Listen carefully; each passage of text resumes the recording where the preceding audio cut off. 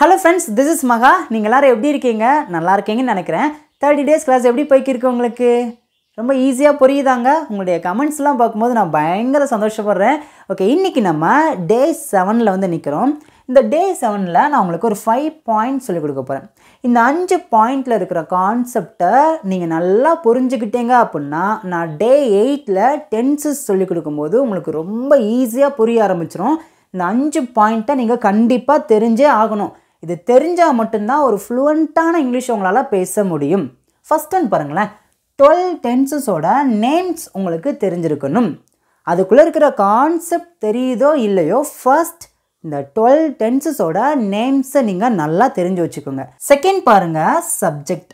ஒரு சென்டென்ஸில் சப்ஜெக்ட் என்னன்னு தெரிஞ்சாதான் ஒரு சென்டென்ஸை பேசவே ஆரம்பிக்க முடியும். சப்ஜெக்ட் அப்படிங்கிறது ஒரு சென்டென்ஸில் ரொம்ப ரொம்ப முக்கியமான பார்ட். அதுக்கப்புறம் பாருங்கள், மூணாவது வேர்பு. வேர்பு இல்லாமல் நம்மளால் எந்த சென்டென்ஸையும் பேச முடியாது. ஒரு சென்டென்ஸ்க்கு சப்ஜெக்ட் எவ்வளோ முக்கியமோ அதை விட வேர்பு ரொம்ப ரொம்ப முக்கியம். அதுக்கப்புறம் பாருங்கள், auxiliary verbs. Auxiliary verbs also called helping verbs அப்படின்னு சொல்லுவோம். இதை குறித்து நான் உங்களுக்கு டீட்டெயிலாக சொல்லிக் கொடுப்பேன். அதுக்கப்புறம் பார்த்தீங்கன்னா 12 டென்சஸோட காலம். நம்ம ஒரு சென்டென்ஸ் பேசுகிறோம் அப்படின்னா, அதாவது எந்த சென்டென்ஸ் நம்ம பேசினாலும் 12 டென்சஸ்குள்ளே தான் இருக்கும். அப்போ ஒரு சென்டென்ஸ் நம்ம பேசுகிறோம் அப்படின்னா அந்த சென்டென்ஸ் அந்த 12 டென்சஸ்குள்ளே எந்த டென்ஸில் இருக்குதுன்னு சொல்லிட்டு நமக்கு தெரிஞ்சாதான் ஒரு சென்டென்ஸை பேசவே ஆரம்பிக்க முடியும். அதனால தான் நான் சொல்லியிருக்கேன், இந்த 5 point it's very very important. இதை நீங்கள் நல்லா புரிஞ்சுக்கோங்க. நான் ஒவ்வொன்றா உங்களுக்கு டீட்டெயிலாக சொல்லிக் கொடுக்க போகிறேன். வீடியோவை ஸ்கிப் பண்ணாமல் கவனமாக கவனிங்க. சின்ன குழந்தைங்க பார்த்தா கூட இந்த வீடியோவை அழகாக புரிஞ்சுக்கிடுவாங்க. ஏன் அப்படின்னா நம்ம இங்கிலீஷ் பேசலாம் ஃபேமிலியில் இருக்கிற எல்லாருமே பிகினர்ஸ் தான். நான் பிகினர்ஸ்க்காக மட்டும்தான் அந்த சேனலில் வச்சுருக்கேன். இப்போ நம்ம ஃபர்ஸ்ட் 12 டென்சஸோட நேம்ஸ் ஃபஸ்ட்டு பார்க்கலாம். ரொம்ப சிம்பிளுங்க. ஒன்றாவது பார்த்தீங்கன்னா சிம்பிள் ப்ரெசன்ட் டென்ஸ், செகண்ட் பார்த்தீங்கன்னா சிம்பிள் பாஸ்ட் டென்ஸ், மூணாவது சிம்பிள் ஃப்யூச்சர் டென்ஸ். இதெல்லாமே பார்த்தீங்கன்னா சிம்பிளில் இருக்கும். அதுக்கப்புறம் பார்த்தீங்கன்னா நாலாவது ப்ரெசன்ட் கண்டினியூஸ் டென்ஸ், அஞ்சாவது பாஸ்ட் கண்டினியூஸ் டென்ஸ், ஆறாவது ஃப்யூச்சர் கண்டினியூஸ் டென்ஸ். இந்த 3 டென்ஸ் பார்த்திங்கன்னா கண்டினியூஸில் இருக்கும். ஏழாவது பார்த்திங்கன்னா ப்ரெசன்ட் பர்ஃபெக்ட் டென்ஸ், எட்டாவது பாஸ்ட் பர்ஃபெக்ட் டென்ஸ், ஒன்பதாவது ஃப்யூச்சர் பர்ஃபெக்ட் டென்ஸ். இந்த 3 டென்ஸும் பார்த்திங்கன்னா பர்ஃபெக்டில் இருக்கும். பத்தாவது பார்த்திங்கன்னா ப்ரெசன்ட் பர்ஃபெக்ட் கண்டினியூஸ் டென்ஸ், 11வது பாஸ்ட் பர்ஃபெக்ட் கண்டினியூஸ் டென்ஸ், 12வது ஃப்யூச்சர் பர்ஃபெக்ட் கண்டினியூஸ் டென்ஸ். இந்த டென்ஸ் பார்த்திங்கன்னா பர்ஃபெக்டில் கண்டினியூவாக இருக்கும். ஓகேங்களா? இந்த 12 டென்சஸ் மட்டும் நேம்ஸ் மட்டும் தெரிஞ்சு வச்சுக்கோங்க. உள்ளே இருக்கிற கான்செப்ட் எனக்கு தெரியலையே அப்படிலாம் நினைக்காதீங்க. திங்கட்கிழமையிலேருந்து நான் உங்களுக்கு எல்லாத்தையும் புரிய வச்சுருவேன். நான் இங்கிலீஷை எந்த அளவுக்கு புரிஞ்சு கற்றுக்கிட்டேனோ அதை அப்படியே வந்து நான் உங்களுக்கு சொல்லிக் கொடுக்குறது தான் நான் இருக்கேன். ஓகேங்களா? இப்போ உங்களுக்கு 12 டென்சஸோட நேம்ஸ் தெரிஞ்சிருச்சாங்க. உங்களுக்கு சில நேரங்களில் குழப்பம், பர்ஃபெக்டாக, கண்டினியூவாக, பாஸ்ட்டாக, ப்ரெசண்ட்டாக, ஃப்யூச்சர் அந்த மாதிரி குழப்பம். கவலையே படாதீங்க. ஜஸ்ட் இது ஒரு ஆர்டராக வச்சுக்கோங்க. 12 டென்ஸ் இருக்குது, அவ்வளோதான். இந்த 12 டென்ஸோட நேம்ஸ்லாம் தெரிஞ்சிருச்சா? இப்போ நம்ம ரெண்டாவது பார்க்க போகிறது என்ன அப்படின்னா சப்ஜெக்ட். இப்போ நம்ம சப்ஜெக்ட் வேர்ப் இந்த ரெண்டையும் நம்ம சேர்த்து பார்த்துடலாம். நம்ம தமிழ்லையோ இங்கிலீஷ்லேயோ எந்த சென்டென்ஸ் பேசினாலும் அதில் சப்ஜெக்ட் வேர்ப் ரொம்ப ரொம்ப முக்கியம். இப்போ நான் உங்களுக்கு தமிழ்லேயே ஒரு சென்டென்ஸ் எழுதுகிறேன். நான் வருகிறேன். இப்போ ஃபஸ்ட்டு சப்ஜெக்ட்னா என்னென்னு பார்க்கலாம். ஒரு சென்டென்ஸில் ஒரு செயல் நடக்கும். அந்த செயலை யார் செய்கிறாங்களோ அவங்க தான் சப்ஜெக்ட். இங்கே பாருங்கள், ஒரு சென்டென்ஸில் ஒரு செயல் நடக்கும். இங்கே என்ன செயல் நடக்குது? வர்ற ஒரு செயல் நடக்குது. இந்த செயலை யார் செய்கிறாங்களோ அவங்க தான் சப்ஜெக்ட். இப்போ வர்ற செயலை நான் தான் செய்கிறேன். அப்போனா நான், இதை தான் நம்ம சப்ஜெக்ட் அப்படின்னு சொல்லுவோம். நல்லா புரிஞ்சுக்கோங்க. ஒரு சென்டென்ஸில் சப்ஜெக்ட் அப்படிங்கிறது ரொம்ப ரொம்ப முக்கியம். நான் என்ன சொல்லியிருக்கேன்? சப்ஜெக்ட் இல்லாமல் ஒரு சென்டென்ஸை பேச ஆரம்பிக்க முடியாது. Subject it's very important. சப்ஜெக்டை நம்ம தெரிஞ்சுக்கிட்டாச்சு. இப்போ அதுக்கப்புறம் ஒரு சென்டென்ஸில் ஓகே, இப்போ நம்ம சப்ஜெக்டை பார்த்தாச்சு. இப்போ அதுக்கப்புறம் பார்க்க போகிறது என்ன அப்படின்னா வேர்பு. வேர்பு அப்படின்னா ஒரு சென்டென்ஸில் என்ன செயல் நடக்குதோ அதை தான் நம்ம வேர்பு அப்படின்னு சொல்லுவோம். இங்கே என்ன செயல் நடக்குது? வர்ற ஒரு செயல் நடக்குது.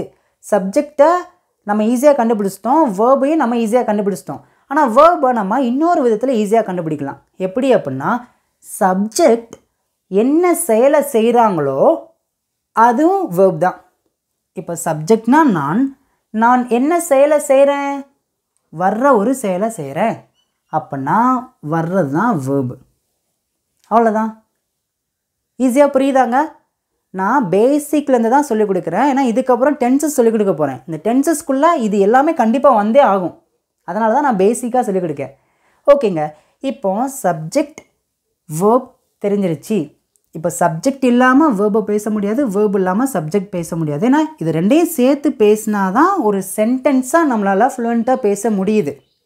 அப்போனா ஒரு சென்டென்ஸ்க்கு சப்ஜெக்ட் எவ்வளோ முக்கியம், வேர்ப் எவ்வளோ முக்கியம்னு சொல்லிட்டு நல்லா தெரிஞ்சுக்கிட்டீங்களா? ஈஸியாக புரியுதாங்க? இது வரைக்கும் உங்களுக்கு ஈஸியாக புரிஞ்சிருக்கு அப்படின்னா கமெண்ட்ஸில் உங்களுடைய கருத்துக்களை மறக்காமல் சொல்லுங்கள்.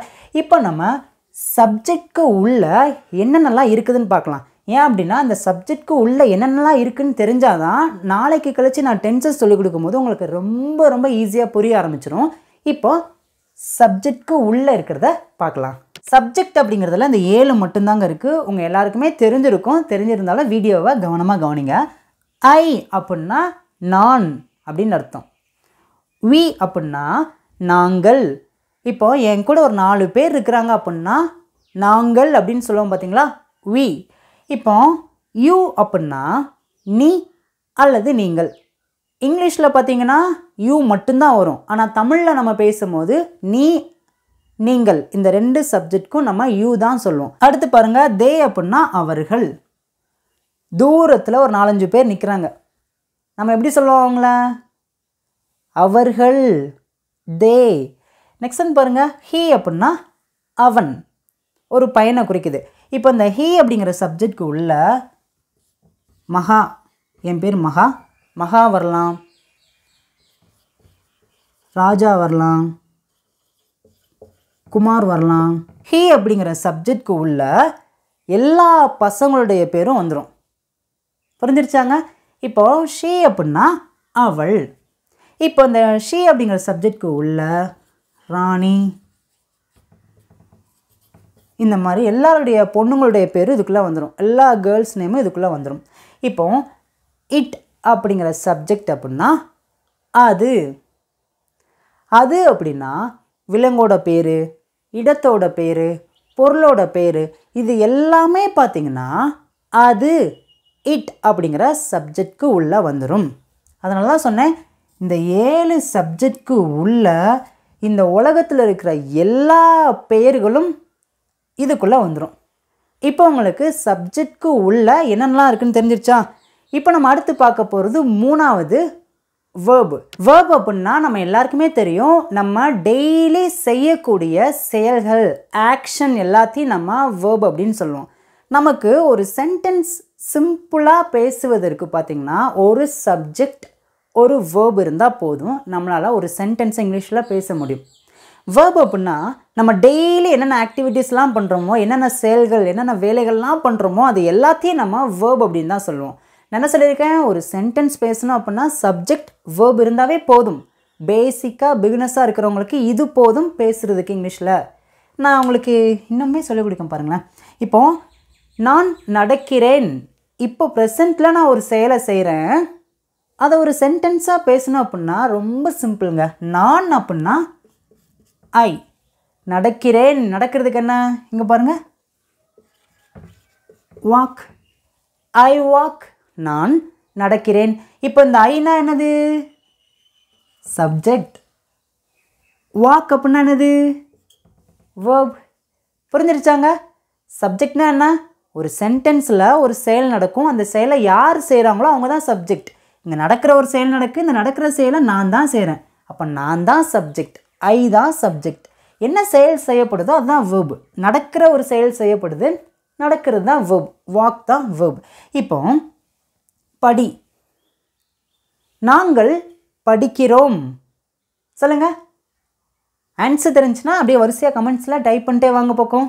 நாங்கள் படிக்கிறோம். நாங்கள் அப்படின்னா வி, படிக்கிறதுக்கு என்ன? ஸ்டடி. வி தான் சப்ஜெக்ட், ஸ்டடி தான் வேர்ப். அவ்வளோதாங்க. அடுத்து பாருங்களேன், நீந்து, நான் நீந்துறேன். ஐ ஸ்விம். அவ்வளோதாங்க. இப்போ அடுத்து பாருங்களேன். தூங்கு, நான் தூங்குறேன். I sleep. விளையாடு, அவன் விளையாடுகிறான். எப்படி சொல்லலாம்? He play. கரெக்டாக இந்த சென்டென்ஸ்? இந்த சென்டென்ஸ் மட்டும் கரெக்டு கிடையாது. ஏன் கேட்குங்களா? ப்ளே அப்படிங்கிற வேர்ப் கூட எஸ் அப்படிங்கிற ஒரு வேர்டை நம்ம ஆட் பண்ணணும். இதை பார்த்திங்கன்னா நான் உங்களுக்கு சிம்பிள் ப்ரெசன்ட் டென்ஸில் நான் உங்களுக்கு சொல்லிக் கொடுப்பேன். ஜஸ்ட் இந்த கான்செப்ட்லாம் புரிஞ்சிருச்சா? நான் நடக்கிறேன், ஐ வாக். நாங்கள் படிக்கிறோம், வி ஸ்டடி. நான் நீந்துறேன், ஐ ஸ்விம். நான் தூங்குறேன், ஐ ஸ்லீப். அவன் விளையாடுகிறான், ஹீ பிளேஸ். புரிஞ்சிருச்சாங்க? இப்போ உங்களுக்கு சப்ஜெக்ட்னா என்ன, வேர்ப்னா என்னன்னு தெரிஞ்சிருச்சு. இதுக்கப்புறம் நம்ம 4வது என்ன பார்க்க போகிறோம் அப்படின்னா ஆக்சிலரி வேர்ப். பார்க்கலாமா? இப்போ நாங்கள் 2 சென்டென்ஸ் எழுதியிருக்கேன். Raja is playing, Raja was playing. இப்போ நல்லா கவனிங்க. சப்ஜெக்ட் ராஜா, இங்கே சப்ஜெக்ட் ராஜா தான். வேர்ப் பார்த்திங்கன்னா பிளேயிங், இங்கே வேர்ப் பார்த்திங்கன்னா பிளேயிங் தான். ஆனால் இங்கே நீங்கள் ஒரு விஷயத்தை கவனிக்கணும். இஸ், வாஸ் சம்மந்தமே இல்லாமல் ஏன் இந்த 2 வேர்டு உள்ளே இருக்குன்னு பார்க்கிங்களா? இந்த 2 வேர்டை தான் நம்ம ஆக்சிலரி வேர்ப் அப்படின்னு சொல்லுவோம். இப்போ இந்த ஆக்சிலரி வேர்பு இல்லாமல் பார்த்திங்கன்னா ரெண்டுமே ஒன்று போல் இருக்கும். ராஜா பிளேயிங், ராஜா பிளேயிங். ஆனால் இந்த ஆக்சிலரி வேர்பு உள்ளே வந்ததுனால இந்த சென்டென்ஸ் எப்படி மாறுதுன்னு பாருங்களேன். ராஜா இஸ் பிளேயிங். ராஜா விளையாடி கொண்டு இருக்கிறான். இப்போ இந்த சென்டென்ஸ் பாருங்களேன்.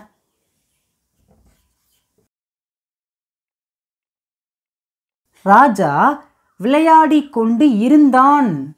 இப்போ தமிழில் பாருங்கள், இந்த 2 சென்டென்ஸ்க்கும் எவ்வளோ பெரிய டிஃப்ரென்ஸ் இருக்குது பாருங்களேன்.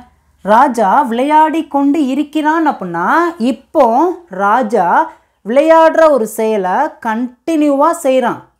இந்த சென்டென்ஸ் பாருங்கள், ராஜா விளையாடி கொண்டு இருந்தான். இருந்தான் பாஸ்ட்.